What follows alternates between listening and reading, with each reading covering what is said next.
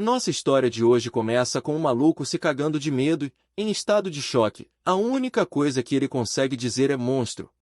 Enquanto isso, outro cara tenta tirá-lo do transe. Mudando para o grupo mais à frente, um cara de roupa branca pergunta quando os mestres das seitas chegariam e comenta que esse cara até mesmo foi envenenado antes, mas está se mostrando um monstro ainda maior do que imaginavam. E comenta que não é à toa que esse cara é o líder do culto demoníaco. Mais à frente, podemos ver um ruivo de 2 metros segurando um pobre coitado pelo pescoço. Depois de passar pelo primeiro maluco, nosso protagonista ruivo tem sua atenção voltada para o grupo de atacantes. Sem escolha, o de branco fala que ele também é um humano, e não era para temer e partir para o ataque. Dito e feito, todo mundo parte para o ataque ao comando do branquelo, mas o ruivo está puto e parece que não vai perdoar esses caras arrogantes, já catando 2 pela cabeça. Um careca cabeça de ovo tenta pegá-lo de surpresa com uma tramontinada, mas o ruivo só põe outro cara na frente, fazendo o careca desviver seu próprio aliado enquanto ele dava risada.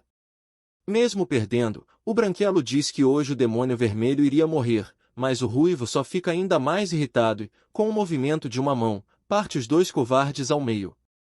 Nos últimos segundos restantes de sua vida, o branquelo se perguntava como isso era possível, vendo o poder do demônio vermelho. Ele se arrepende de pensar que um plano simples desse poderia deixá-lo cansado. Seus superiores tinham dito que esse seria um trabalho fácil, mas, se soubesse disso, com certeza não teria nem mesmo pensado em aceitar tal tarefa.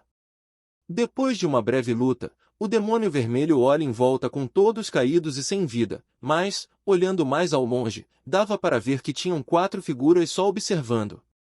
Um cara de cabelo preto se põe à frente e diz que o ruivo não vai se deixar cair tão fácil, então era hora deles entrarem em cena. E diz que o reinado do demônio vermelho acaba hoje, mas estranhamente o ruivo conhece esse cara e o chama de demônio azul. Alguns momentos mais tarde, a luta entre o grupo misterioso e o demônio vermelho já tinha começado. O demônio vermelho nem mesmo move um único músculo depois dos ataques serem direcionados a ele. Diversos ataques vinham em sua direção prontos para perfurá-lo por completo, e, quando uma lâmina chegou bem perto de perfurar seu olho, ele revidou com uma mão usando a celestial arte demoníaca da destruição. Com apenas esse movimento de seu braço, tudo à sua volta é arremessado para longe com uma força devastadora. Depois desse belo chega para lá do demônio vermelho, todos os atacantes estavam só o bagaço. O líder dele segura seu braço, dizendo que esse ruivo é mesmo duro na queda.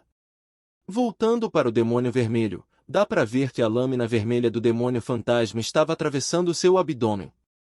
Já em sua perna direita estava cravada a espada plena da sabedoria, nas costas estava a espada de aço gélido do clã Nangon, e em seu pé estava a lâmina da lua de prata, pertencente ao general do exército imperial. Nesse dia, as lâminas das maiores figuras que controlam esse mundo estavam cravadas no corpo de um único homem, e esse é o mestre demoníaco vermelho. 5 anos após estar na sociedade marcial, seu nome ficou conhecido por todo o mundo.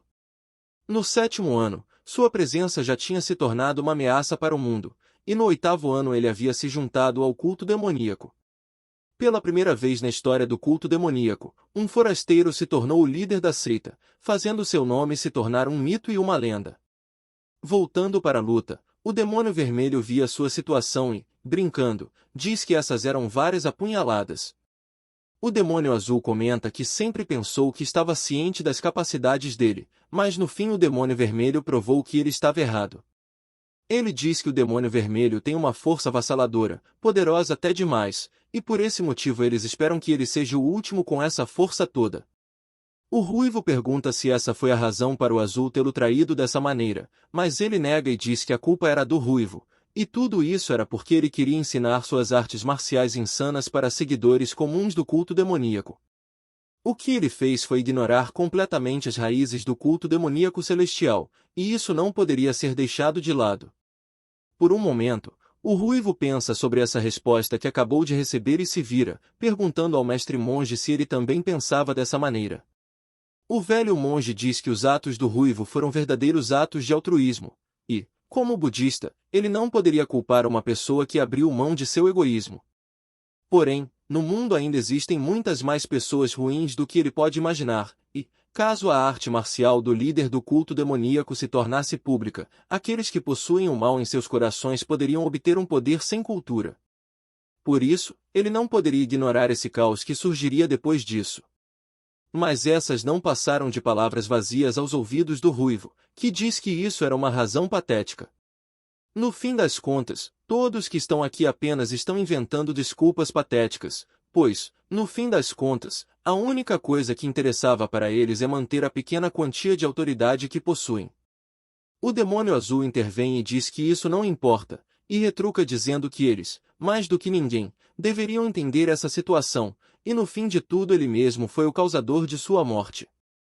Vendo o Ruivo na situação em que estava, ele diz que até mesmo ele deve ter medo da morte. Ouvindo esse falatório, o Ruivo dá risada e pergunta sarcasticamente sobre medo da morte. Aproximando-se com um simples movimento, ele diz que a morte não é algo para se temer, e, já catando o demônio azul pelo pescoço, diz que o que se deve mesmo temer é o que vem depois da morte. Vendo o que estava prestes a acontecer, a mulher grita em desespero enquanto o velho monge pede que o Ruivo não cometa mais pecados. Porém, ele ignora as pessoas à sua volta e, com um olhar sombrio, pergunta ao demônio azul se ele sabe o que o estava mantendo aqui. Sem poder nem mesmo conseguir se soltar, o demônio azul tremia de medo. O Ruivo começa a tirar a espada de seu peito e diz que as lágrimas azuis foram um presente dado a ele. Com a espada em mão, ele diz com uma cara ameaçadora que então deveria pegá-la de volta, e apunhala o demônio azul usando a própria arma que um dia lhe foi dada como um presente. Chegando bem perto, o Ruivo diz que ele já deveria saber bem qual o significado de traí-lo, e, com um sorriso maligno, ele diz que a única coisa que ele não esquece são seus rancores.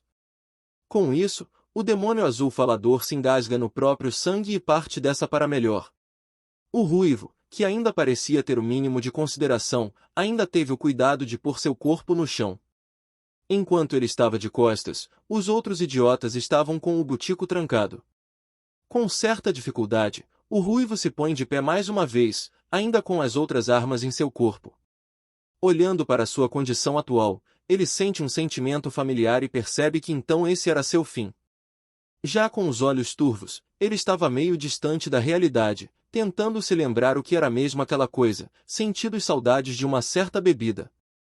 Com a morte cada vez mais próxima, ele sorri, pensando que já tinha se esquecido dessas coisas, mas parece que sua morte estava trazendo algumas lembranças de volta.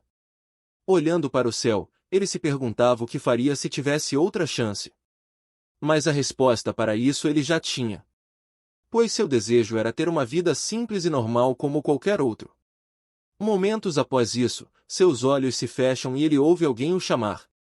O Ruivo pensa que estava ouvindo coisas antes de morrer, mas a voz continua e ele pensa que essa sensação era familiar. Depois de algum certo esforço, ele finalmente abre seus olhos, só que agora está de cabelo curto e todo enfaixado. À sua frente estava uma moça que parecia ser uma enfermeira, que estava feliz por ele ter finalmente acordado. Com certa dificuldade, o Ruivo tenta se levantar, mesmo nas condições em que estava. Depois de conseguir, ele percebe uma dor forte no abdômen, e a enfermeira diz que ele não deveria estar se levantando. Como já era de se imaginar, as feridas dele se abriram e rapidamente a enfermeira corre para chamar o médico. O Ruivo olha para todo esse lugar estranho, meio em alerta, mas logo se acalma quando realmente percebe o lugar em que estava. Ele vê o soro e os equipamentos médicos dispostos pela sala, e rapidamente olha para a janela, percebendo que tinha retornado para seu mundo. Pois lá fora estava uma grande e barulhenta cidade. Algumas horas mais tarde, o Ruivo ainda estava dentro do hospital onde acordou repentinamente. Lá dentro, uma cena estranha se desenrolava onde o médico o examinou e viu que algo estava estranho. A mãe do Ruivo pergunta se havia alguma coisa errada com o Jinho, mas o médico diz que não tinha nada de errado. Ainda assim, era incrível que ele havia se curado de seus ferimentos após apenas alguns dias no hospital, mesmo que seus pontos tenham aberto uma vez. Meio nervoso, Jinho pensa que deveria ter pegado um pouco mais leve em relação à sua meditação de Ki, e percebe que terá que tomar cuidado daqui para frente. A mãe ansiosa pergunta se seu filho vai poder sair logo do hospital, e o médico diz que ele aparentemente está em boas condições, mas ainda assim não precisavam apressar as coisas.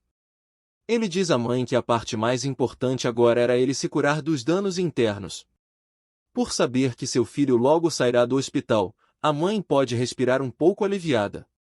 A mãe então diz que ela e o pai estão saindo para trabalhar e voltarão durante a noite. Eles dão uma grana e falam que ele pode usar como bem entender. O ruivo agradece a sua mãe pelo dinheiro, e a mãe, surpresa, diz que ele a estava chamando de mãe de novo. Ela lembra do que o médico disse. O Jin-ho agora estava com alguns problemas em sua memória. Meio constrangida, ela pede que a chame de mamãe. Com isso, os pais do ruivo vão embora e se despedem brevemente, e o ruivo, pouco interativo, apenas diz um tchauzinho. Suspirando, Jin-ho pensa que ainda precisa de um tempo para se acostumar com seus sentidos nesse mundo.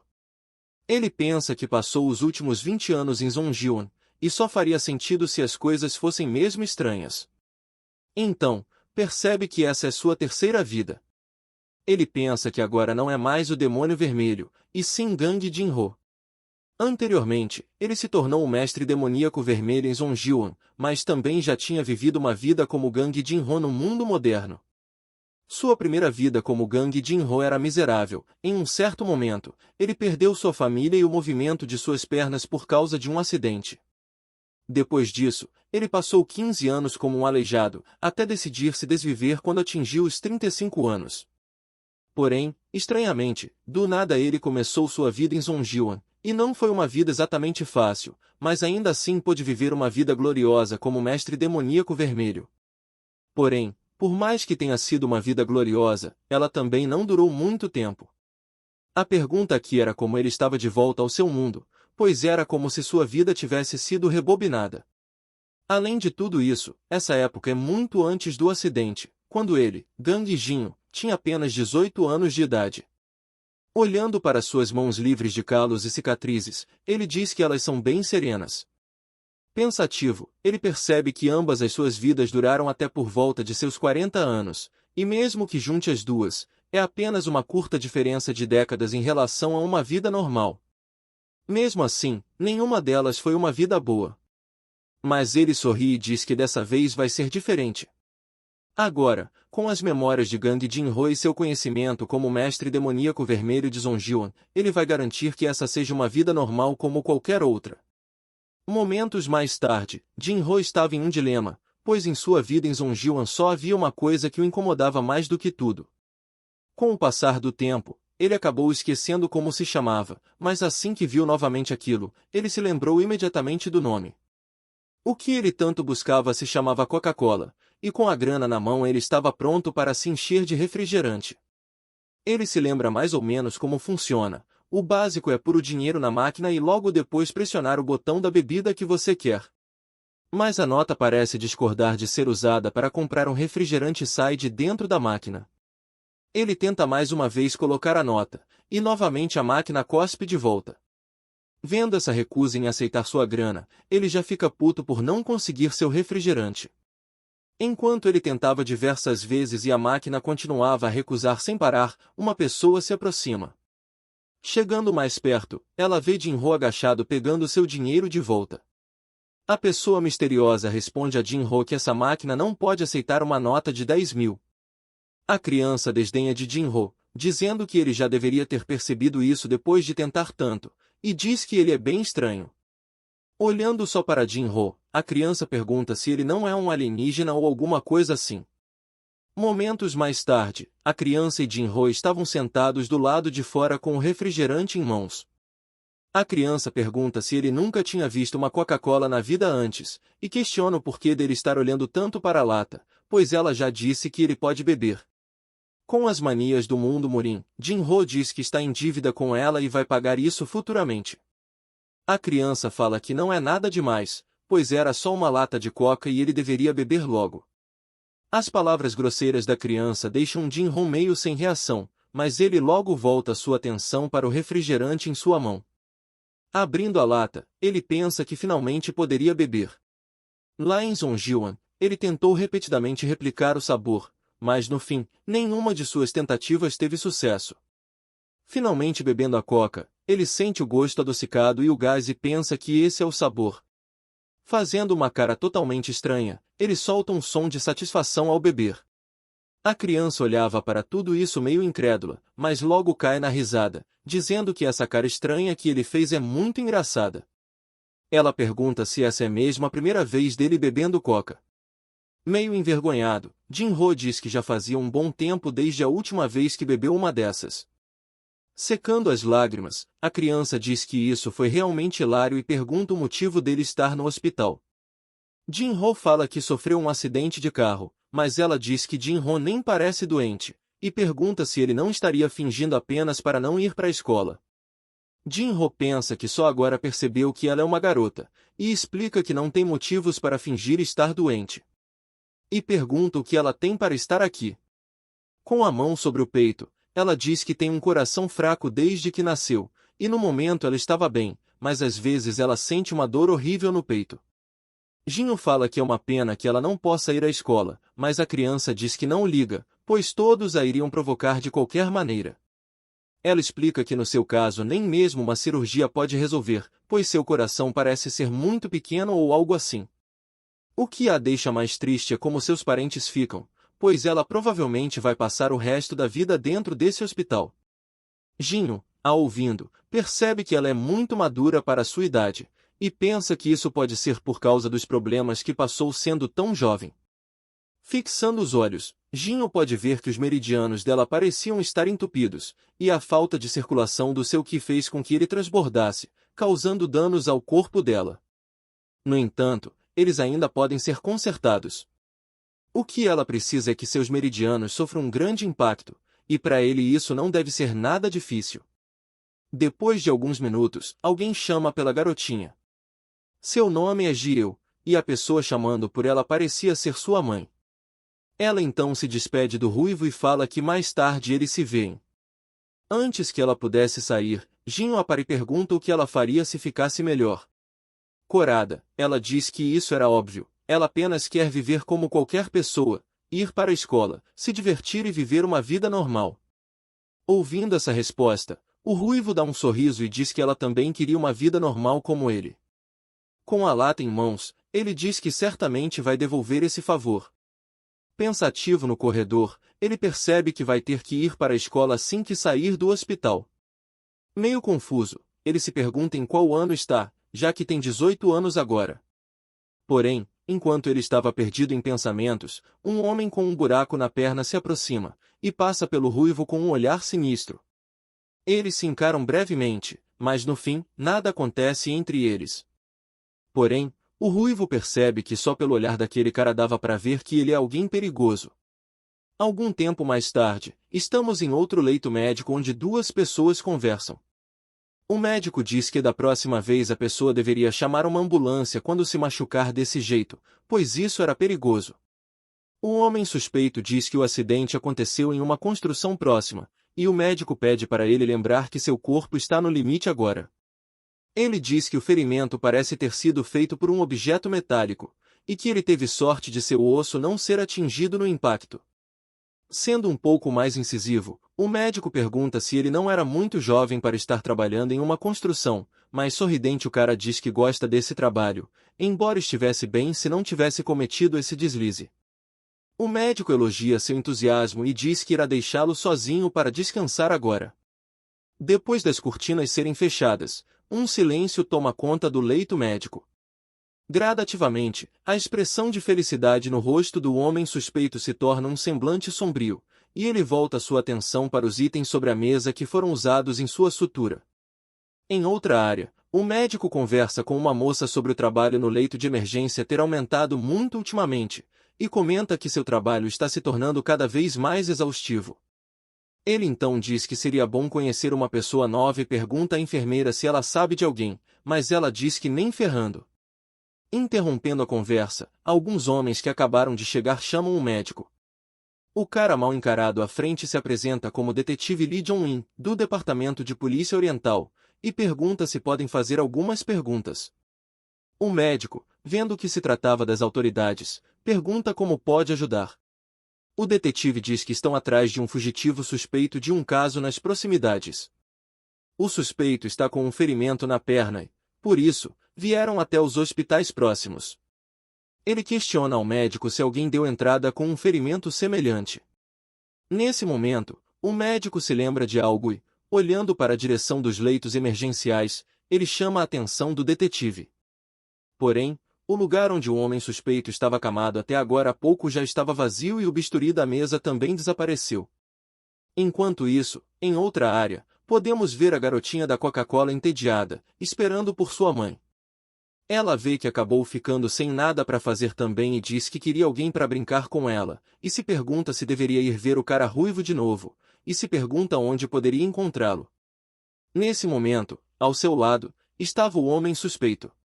A criança se surpreende enquanto o homem suspeito tira algo do bolso, chamando por ela, e diz que o que está para acontecer agora não é culpa de ninguém. Enquanto isso, o detetive estava correndo a toda velocidade procurando pelo suspeito, e o homem diz à garota que ela apenas deveria imaginar que ele é um cara bem azarado e não deveria culpá-lo. O detetive finalmente chega ao lugar onde o suspeito estava junto de seu pessoal, dizendo para ele ficar parado, mas agora já era tarde demais, pois o suspeito já havia feito a pobre criança de refém. Enquanto a cena de filme policial acontecia nos andares baixos do prédio, o ruivo estava em seu quarto vendo televisão, e, pensativo, ele diz que percebeu, nos últimos dias aqui no hospital, que essa coisa chamada televisão era realmente algo excepcional. Comparado a Zhongjiang, onde o entretenimento era limitado talvez a algumas óperas e passeios de barco, a TV possui inúmeros canais, cada um cheio de informações e entretenimento. Embora ele ainda precise de algum tempo para entender os gostos modernos, ainda assim foi um ótimo método para conseguir informações rapidamente. Na TV, ele coloca o noticiário local, onde o apresentador informa a notícia de última hora. O suspeito de um recente incidente de assassinato em série fugiu depois de esfaquear um policial. As testemunhas informaram que o suspeito levou um tiro do policial, mas o paradeiro do fugitivo ainda seguia sem confirmação. Vendo essas notícias sobre um assassino em série, Jin-Ho mostra um pouco de indiferença. Ele percebe que esse mundo certamente é mais sensível à morte, mas as coisas lá em Zhongjiang eram diferentes, pois um incidente como esse nem mesmo atrairia a atenção de ninguém. Ele se pergunta por que as coisas são tão diferentes, já que são os mesmos humanos. Ele se cansa de ver TV, desliga e vai para próximo da janela, onde reclama que já está cansado de viver preso nesse hospital. Ao olhar para as coisas lá embaixo, ele percebe a movimentação das autoridades locais e, surpreso com isso, se pergunta o que está acontecendo ali embaixo. Descendo para o andar de baixo, ele percebe uma certa comoção acontecendo próximo. Indo na direção da multidão, ele se pergunta o que está acontecendo, mas logo escuta as pessoas dizendo que alguém foi feito de refém por um assassino em série. Imediatamente, Jin-Ho se surpreende com a questão do assassino e do refém, e percebe que algo muito estranho estava acontecendo ali. É aí que ele se lembra do homem que tinha visto mais cedo, que ele achava perigoso, mas, mesmo sabendo disso, ele diz que isso não era da sua conta e deveria voltar a seu quarto antes de se envolver nessa bagunça. No entanto, ao escutar o grito do refém nas mãos do tal assassino, ele para imediatamente, percebendo que a voz era familiar, rapidamente se apressa em ir ver o que era, saindo e tirando todas as pessoas da frente para passar. Ao chegar mais próximo, ele tem uma verdadeira surpresa ao ver que a pessoa presa era a garotinha da Coca-Cola, e o suspeito a usando de refém coloca o bisturi roubado próximo ao seu pescoço. O detetive faz à frente e pergunta se ele acha que pode sair de uma situação como essa, e fala para ele não deixar as coisas mais difíceis ainda e deixar a refém sair.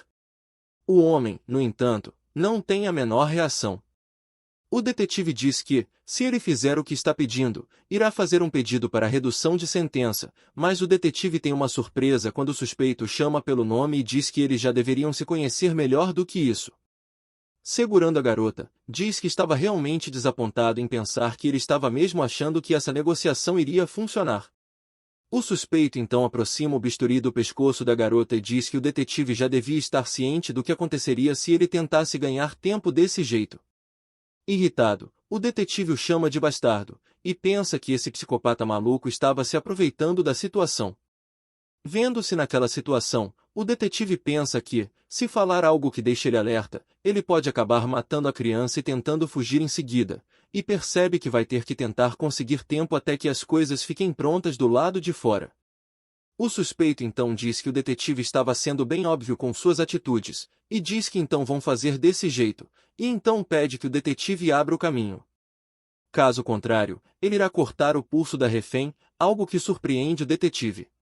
O suspeito então diz que leu antes em um livro que as pessoas costumam morrer quando perdem cerca de 30% de seu sangue, e caso o corte seja feito em uma artéria, a pessoa terá por volta de 3 minutos a 1 hora de vida. Com uma cara sóbria, ele diz que não sabe o quanto pode controlar o sangramento dessa garota, mas vai fazer o seu melhor, já que essa é sua preciosa refém, e com isso ele dá seu último aviso e pede que o detetive e seu pessoal saiam da frente. Vendo a situação da refém e a pressão sobre ele, o detetive acaba cedendo e mandando deixá-lo passar. Um gordinho se aproxima e diz que não podem deixá-lo sair assim, mas o detetive diz que sabe muito bem disso, porém devem salvar a refém antes de tudo, e manda eles calarem a boca e abrirem logo o caminho. Com a ordem, o caminho é livre e o suspeito começa a caminhar por ele junto da refém. As pessoas em volta olhavam para isso sem saber o que fazer, e o sádico do suspeito ria de tudo isso, e o detetive, olhando para esse maldito saindo impune novamente, pensa que isso era uma droga. Por outro lado, o assassino pensava que venceu de novo esse bando de idiotas, e se pergunta se eles não sabem que abandonar a criança é a forma mais prática de resolver isso.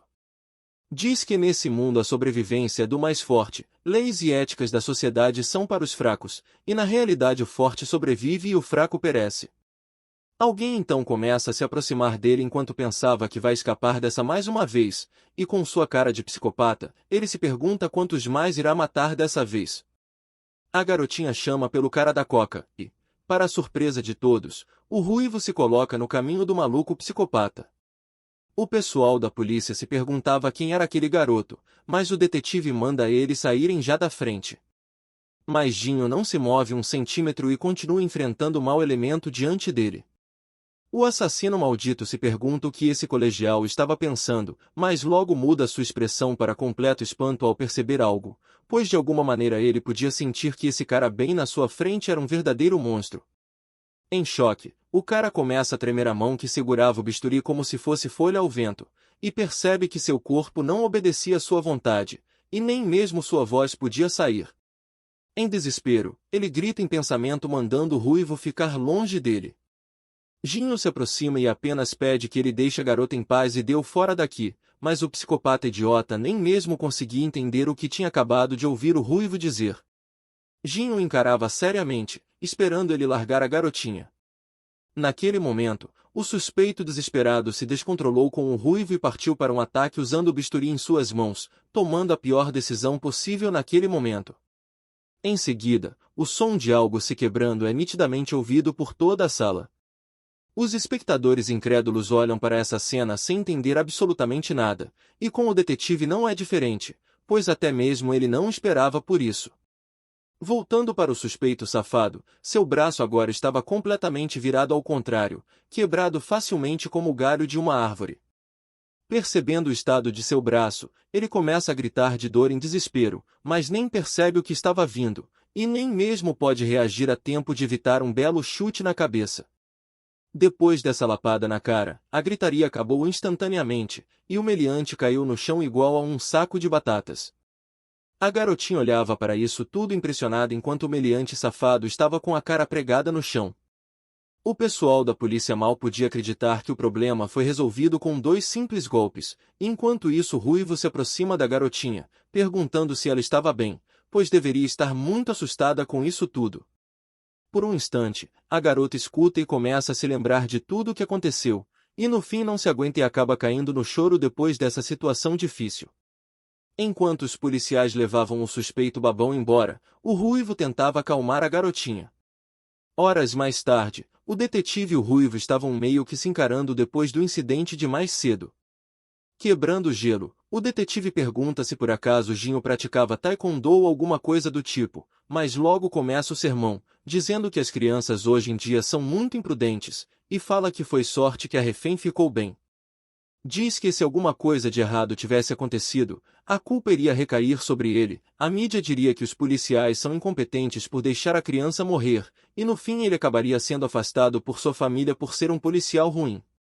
Depois desse sermão longo e detalhado, Jinho nada mais tinha a dizer senão que sentia muito. O detetive decide deixar isso de lado e pergunta se Jinho conhecia aquela garota. Jinho diz que conhece e que também a estava devendo um favor.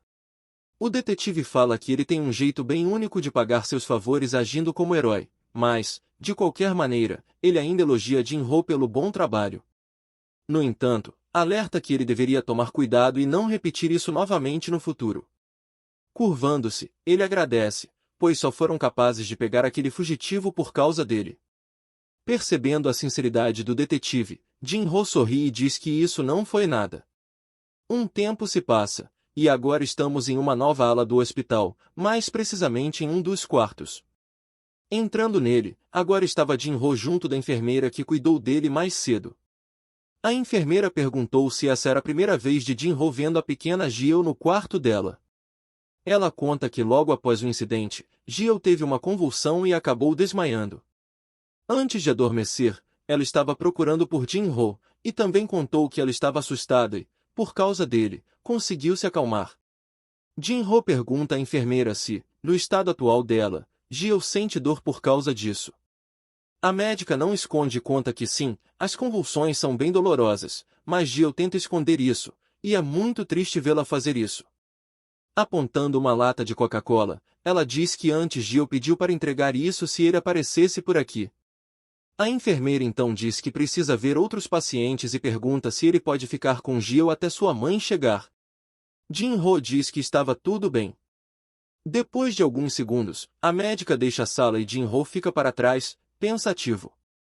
Com a lata em mãos, ele diz que agora estava devendo uma para essa garotinha novamente. Olhando para ela, ele percebe que o sonho dessa garota não é diferente do dele, ela apenas quer uma vida normal. Com a mão sobre ela, ele diz que vai ajudar a tornar esse sonho um pouco mais real. Concentrando-se, Jinho começa a emanar seu ki na direção da garotinha, e pela expressão dele dá para ver que as coisas não estão sendo tão fáceis quanto ele pensava. Mas, com um pouco mais de insistência, ele continua a infusão de ki, liberando uma grande quantidade dele, fazendo um brilho surgir sobre ela. Vendo o que está fazendo agora, ele percebe que ter uma vida normal está se tornando cada vez mais difícil. Algum tempo depois, estamos com nosso fã número 1 de Coca-Cola novamente. Desta vez, ele não estava sozinho em suas estranhas caretas bebendo refrigerante. A garotinha diz que ficou surpresa quando Jinho apareceu daquele jeito. Foi como se ela estivesse sendo salva por um cavaleiro de armadura reluzente. Confuso, o ruivo questiona esse negócio de armadura e pensa que não é nenhum cavaleiro do zodíaco para usar uma dessas. Jill diz que ouviu falar que ele receberá alta amanhã e comenta que queria que fosse ela receber alta, mas o ruivo diz que ela também parece bem melhor agora. Jill diz que isso é realmente incrível. Antes, seu corpo doía umas 5 ou 6 vezes ao dia, mas isso melhorou muito desde ontem. O médico disse que em breve ela poderá sair daqui, e ela se pergunta se seu coração ficou tão surpreso com aquele incidente que até mesmo esqueceu que estava doente.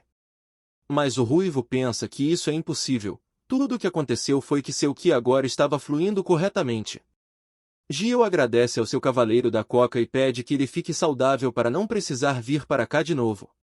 Ela diz que espera que possam se encontrar de novo depois de saírem daqui, e o ruivo, agora com uma nova amiga, dá risada. Com um brinde de latinhas, eles dizem que com certeza vão se ver de novo. No outro dia, Jinho estava de volta à sua casa depois de mais de 20 anos afastado. Surpreendentemente, ainda havia um lar o esperando, além de uma irmã que também o esperava. A irmã do ruivo pergunta o que tinha de errado com ele. Ela apenas saiu em uma viagem para o Japão e olha o estado em que ele estava quando ela voltou. Além de ser atingido por um carro, agora sai dando uma de herói no hospital. Ela pergunta se ele está se achando um personagem de novel ou algo do tipo. O ruivo, com uma cara estranha recebendo o sermão, percebeu que não sentiu falta dessa parte no outro mundo. A irmã mais nova do ruivo se chama Gang Yeoyang. Quanto a esse tour pelo Japão, ele se lembra que foi para se tornar uma celebridade ou algo do tipo, então ele tinha voltado para essa época. A mãe fala que seu filho fez bem, pois no fim salvou uma garotinha das mãos daquele monstro. Eu Yang pergunta se sua mãe não deveria estar dando um sermão nele por fazer essas coisas. Com a faca na mão, a mãe diz que já fez isso antes dela chegar em casa e pediu carinhosamente que ele não faça mais esse tipo de coisa no futuro. E o ruivo diz que vai ter mais cuidado de agora em diante. A mãe manda Eu Yang parar de importunar seu irmão e manda Jin-ho se preparar para ir para a escola no próximo dia. O ruivo concorda enquanto sua irmã diz que a mãe sempre fica do lado do seu irmão fedorento. Alguns minutos depois, Jin-ho estava em seu quarto, um lugar que ele não visitava há muito tempo. Vendo seu uniforme pendurado, ele pensa que vai ter que voltar à escola para enfim ter uma vida normal e percebe que, nessa era pacífica, era normal ir à escola. Sentado na cama, ele percebe que estava mais ansioso do que imaginava para voltar às aulas. No dia seguinte, já estamos na escola e Jin-ho percebe que algo de errado não estava certo. À frente da turma estava o professor, que mandava todos olharem para frente e se concentrar. O ruivo pensa que não tinha como seu azar ser maior, pois ele voltou bem no dia das provas do meio do ano. Para piorar a situação, ele não sabe absolutamente nada dessa matéria, até porque sua última vez na escola foi há mais de 50 anos. Mas, ainda assim, a vida lhe ensinou alguns truques, para sua sorte, ele ainda se lembrava de alguns deles. Ele então escreve os números de 1 a 6 nos lados do lápis e decide tirar na sorte. Uma hora depois, a prova finalmente tinha acabado e Jin-ho percebe que isso foi mais cansativo do que treinar artes marciais. Alguém o chama da carteira de trás. Por um momento, Jin-ho se vira e percebe as pessoas que acabaram de chamá-lo. A pessoa em questão era um de seus amigos, que diz que ele estava fazendo uma cara assustadora o dia todo e pergunta se ele estava irritado por eles não terem ido visitá-lo no hospital. E dá a desculpa de que eles apenas não sabiam em que hospital ele estava. O ruivo presta atenção e reconhece esse cara como Jung In-gyu, mas ele não se lembrava de nenhum dos outros dois. O ruivo fala que não liga para essas coisas, mas In-gyu pensa que era apenas uma mentira, pois ele ainda parecia meio irritado. Ele diz que, como forma de se redimir, eles poderiam ir a um cybercafé e que hoje vai pagar para ele, então pode ir parando com a cara amarrada. Jin-ho se confunde com essa coisa de cybercafé. Um dos amigos diz que vai carregar todos eles hoje e pede para eles não trollarem dessa vez. Mas In-gyu diz que eles é que deveriam estar falando isso, e o cabelo arrepiado diz que passou os últimos dias treinando no lugar de estudar para a prova. Ouvindo a conversa, Jin-ho diz que agora se lembrava, pois no passado eles tinham o costume de sair para jogar juntos. Vendo seus amigos despreocupados, ele se perguntava quando foi a última vez que teve um tempo pacífico assim. Junto desses caras, ele parecia se sentir mais próximo do que seria uma vida normal. Jin-ho percebe que, diferente das suas expectativas, ele pôde se adaptar muito bem ao mundo moderno. Agora, ele já podia sair com seus amigos, mas parece que ao regredir não voltou com as memórias do método LOLzinho, e até mesmo na escola ele foi repreendido por suas notas. E percebamos que o Nido Nite nem sempre dá certo. Com o tempo que teve em casa, ele também pôde se aproximar novamente de sua família. Depois de viver essa vida por algum tempo, ele começou a ter expectativas de que algum dia o mestre demoníaco escarlate dentro dele possa deixar de existir, assim, ele possa ter uma vida normal como Gang Jin-ho. Dessa forma, o tempo voou pacificamente por um tempo, até um certo dia chegar. De volta à sala de aula, Jin-ho suspirava pensando que realmente não conseguia entender nada disso. Já que não poderia estudar com isso, ele talvez devesse voltar para as matérias do fundamental. Mas ele teria que se apressar, pois as provas aconteceriam em um mês e poderia ser meio impossível conseguir o conhecimento de um estudante do ensino médio nesse tempo. In-gyu provoca dizendo que viu Jin-ho indo até a sala do professor, e isso só podia significar que ele também estava com notas ruins. Fala para Jin-ho apenas desistir, como ele fez, e lembra que ele também estava jogando como um verdadeiro noob. Dá a ideia de treinar algumas vezes em vez de estudar, mas isso só deixa Jin-ho irritado, pensando se deveria bater nesse cara irritante. Mas In-gyu é salvo no último instante quando o som de uma cadeira chama a atenção de todos. O motivo da barulheira era um garoto loiro que estava visivelmente fazendo seu papel de valentão da escola.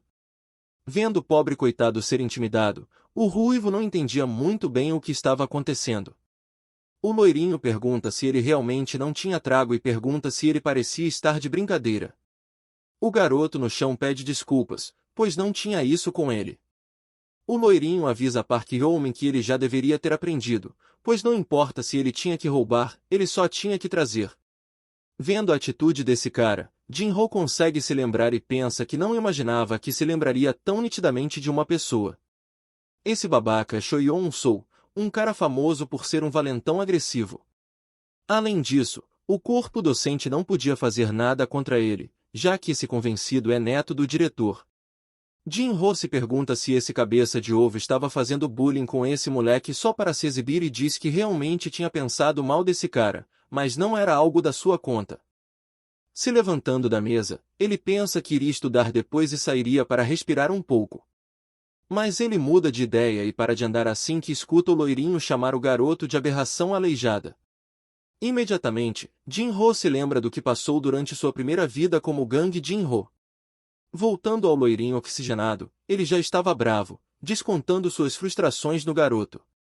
Pisando nele, Yeon-soo pergunta se ele sabia o quanto era nojento respirar o mesmo ar que ele.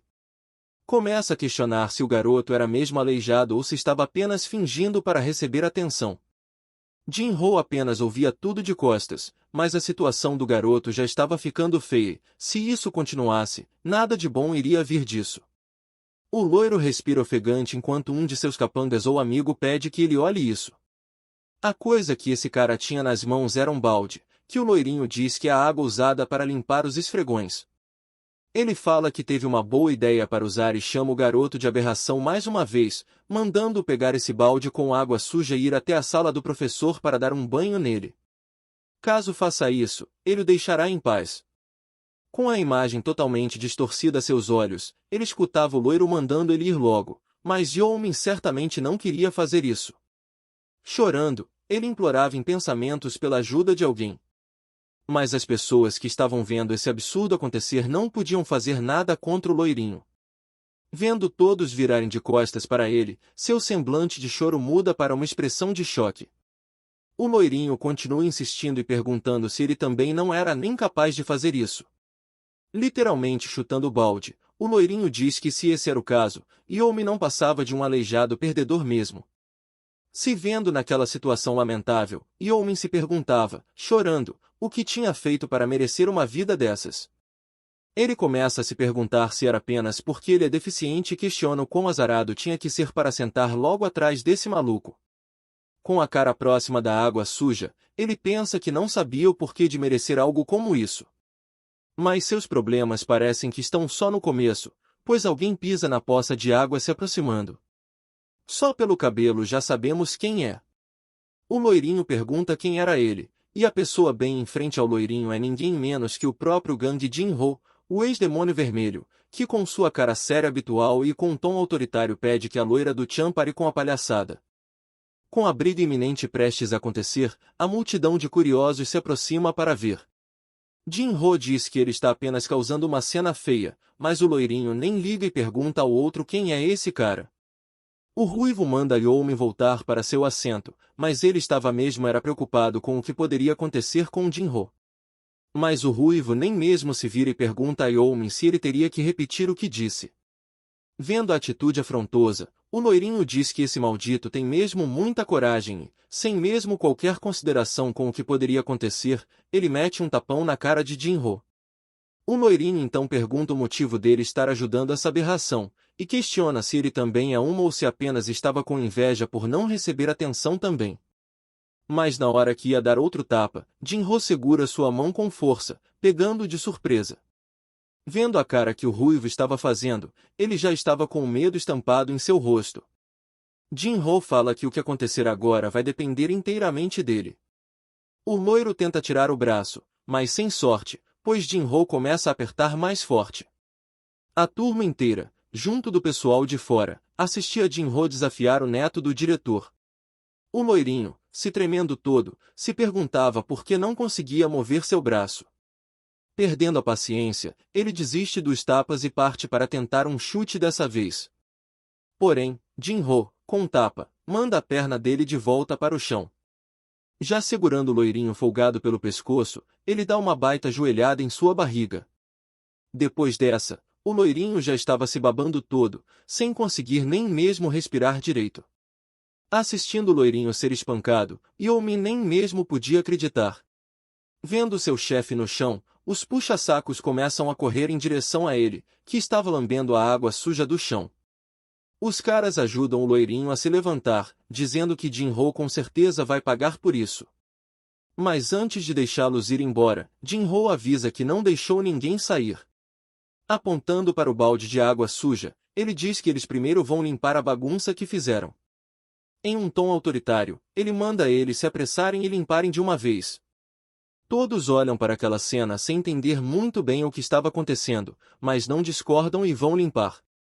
Depois do serviço feito, Jin-Ho volta a se sentar em seu lugar, como se nada tivesse acontecido. In-gyu questiona onde Jin-Ho aprendeu a dar golpes como aquele e diz que agora Jin-Ho está em problemas, pois aquele valentão era o neto do diretor. Pergunta qual o problema com ele, pois nem os professores se atreviam a fazer qualquer coisa contra aquele cara. Mas Jin-Ho, com a maior tranquilidade do mundo, diz que eles apenas vão chamar sua atenção. In-gyu pergunta se ele está mesmo falando sério, mas alguém o chama. A pessoa que chegou é Yomi, que passou para agradecer Jin-Ho pelo que ele fez e pede desculpa por fazer ele se envolver. Jin-Ho fala que não fez isso por ele, e que não era necessário agradecê-lo. Uma surpresa para Yomi, Jin-Ho pede que ele vá embora e, meio sem escolhas, Yomi apenas se retira. Cerrando o punho, Jin-Ho relembra do soco e diz que se não tivesse se segurado um pouco poderia ter matado aquele bastardo. E percebe que até conseguiu se segurar dessa vez, mas não é certeza que consiga fazer isso na próxima novamente. Vendo como age agora, ele percebe que ainda não conseguiu se livrar dos velhos instintos da vida passada. Algum tempo depois, estamos na sala do pessoal encarregado da escola, onde um professor que parece um gangster estava perguntando como Jin-Ho tinha coragem para espancar alguém dentro da escola. Ele pergunta se ele sabia que o aluno até mesmo foi parar no hospital, e também questiona por que ele estava batendo em um aluno inocente. Mas Jin-Ho já corta o professor, dizendo que aquele cara não é inocente, pois todos viram ele fazer bullying com Park Yomi. O professor pergunta qual foi o aluno que disse isso, mas Jin-Ho torna a dizer que todos na turma viram tudo. Porém, o professor diz que, pelo que ouviu, ele tinha espancado Choi Yong-soo enquanto ele não estava fazendo nada. O ruivo discorda, dizendo que isso era impossível. Com toda a ignorância possível, o professor manda ele ficar sentado, mas o ruivo diz que ele deve saber muito bem da verdade e pergunta se o professor não tinha vergonha de seus atos, algo que deixa o professor irritado. Mandando a real, Jin-Ho fala que se Choi Yong-soo for punido por fazer bullying com Park Yomi, ele aceitará a punição por espancar Yong-soo sem problemas, mas ele se recusa a dizer que bateu em um inocente. O professor diz que ele é bem ousado para tentar corrigi-lo e diz que estava óbvio quem era o verdadeiro valentão. E diz que vai ensinar uma dura lição a ele hoje. Nesse momento, a conversa entre eles é interrompida por uma porta se abrindo. Com os dois se virando para o lado, alguém apontava para Jin-Ho, o acusando. Respeitosamente, o professor cumprimenta o diretor que acabou de entrar na sala. Olhando para Jin-Ho, o velhote pergunta se esse era o garoto que machucou seu neto. Respondendo, o professor diz que sim e já estava prestes a ensinar uma lição a esse garoto por caluniar Yong-soo, que supostamente bateu em um aluno. Mas o velho se mostra sensato e diz que se esse for o caso, seu neto mereceu o que aconteceu, algo que confunde o professor. O diretor diz que se o que Jin-Ho contou for verdade, então seu neto era o culpado, e como neto do diretor ele deveria ser melhor do que alguém que faz bullying com os colegas de classe. O professor retruca e diz que, mesmo que isso seja verdade, Jin-Ho ainda espancou um aluno. O diretor pergunta se os pais desse garoto já foram contatados, e o professor diz que sim. Olhando de canto, o velhote diz que então vão conversar sobre isso quando os pais dele estiverem aqui, pois não é justo ficar interrogando um aluno. Fala que está aqui como responsável de um aluno, então iriam conversar sem pensar nos cargos. Horas se passam e enfim os pais de Jin-Ho chegam às dependências da escola. Já dentro da sala do diretor, todos estavam reunidos para discutir o ocorrido. Um engomadinho começa a dizer que, Como foi informado por telefone, Gang Jin-ho espancou um dos alunos de sua classe, e esse aluno agora estava hospitalizado. Mesmo com essa situação, Gang Jin-ho ainda se recusa a se desculpar, e por isso não tiveram escolha senão chamá-lo aqui.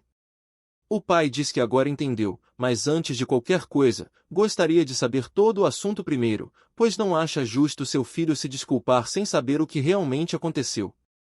O pai pergunta a seu filho se isso era verdade, e o ruivo fala que sim, mas que só espancou Choi Yong-soo para defender Park Yeomin, que estava sofrendo bullying, além de que Choi Yong-soo foi quem o atacou inicialmente.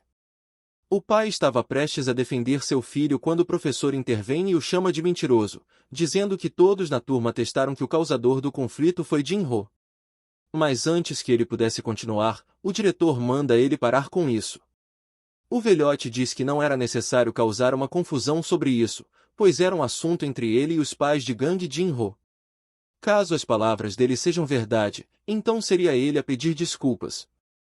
O pai diz que a violência causada por seu filho também não é justa, mas de forma séria, o diretor, em um tom irritado, diz que claramente não é. Isso assumindo que essas palavras sejam verdadeiras. Tudo o que eles precisam fazer é verificar os fatos, pois se for verdade ele está disposto a pedir desculpas. O diretor diz que o aluno que foi dito estar sofrendo bullying foi Park Yeomin e pede que o tragam até aqui. Em silêncio, o ruivo apenas observava isso tudo, meio pensativo do que estava acontecendo. O diretor chama Park Yeomin e diz que o trouxeram aqui porque querem saber a verdade, dizendo que ele não precisa pensar demais e apenas dizer o que realmente aconteceu naquela hora. O velho faz a pergunta derradeira, perguntando se era mesmo verdade que Yong-soo estava mesmo fazendo bullying com ele. Claramente pressionado, Yeomin pensava bastante antes de dar a resposta que o diretor pediu. Jin-ho, com alguma expectativa, olhava para Yeomin esperando sua resposta. Desconcertado, ele balbucia algumas palavras tentando responder, mas no fim diz que era tudo mentira. Uma resposta chocante que surpreende Jin-ho, mas deixa o velho maluco completamente em êxtase por seu plano estar dando certo. Como chegou aqui no fim do vídeo e ainda não deixou seu gostei? Já vai deixando o like aqui embaixo se curtiu e quer uma continuação, e não se esqueça de se inscrever no canal para chegarmos aos 20.000 inscritos até o fim do ano, e é claro, não esqueça de deixar um comentário com perguntas ou o que acharam dessa obra. Um abraço a todos e até o próximo vídeo.